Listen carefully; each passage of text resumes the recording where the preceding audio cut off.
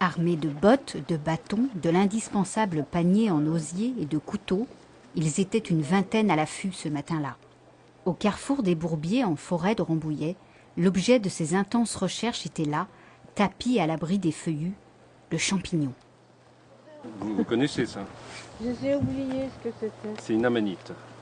Une amanite qui a une volve à la base. Ah oui, mais c'est cassé. Voilà. Je vois. Donc amanite fauve.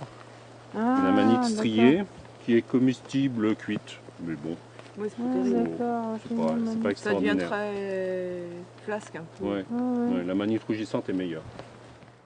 Au programme, pieds de mouton, chanterelles en tube, amanites fauves et autres lactaires et russules de tout poil. On indique aux personnes un itinéraire et ils viennent à chaque fois qu'ils trouvent un champignon intéressant, ils viennent et puis on leur explique pourquoi c'est tel champignon.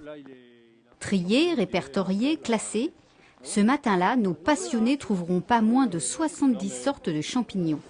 Ces derniers peuvent être mamelonnés, déroulés, visqueux, veloutés, mais il y a plus d'espèces non comestibles que comestibles. Alors méfiance et mieux vaut se fier aux experts.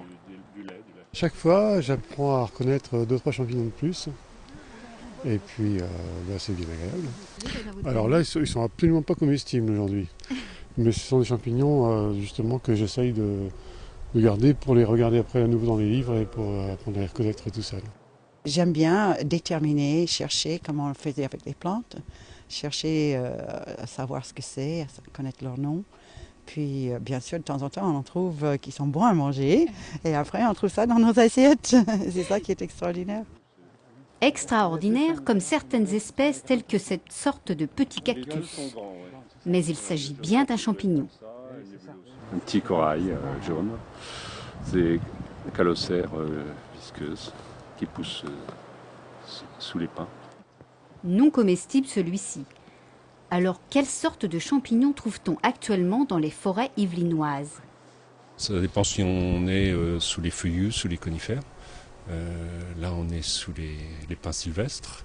On trouvera, on peut trouver des bolets-baies, on peut trouver, des différentes amanites, toutes sortes de russules. Et sous les feuillus, on peut trouver en ce moment pas mal de cèpes, de Bordeaux. La saison de la cueillette des champignons touche à sa fin, mais la prochaine sortie est déjà organisée pour samedi 10 novembre dans la forêt de Bois d'Arcy.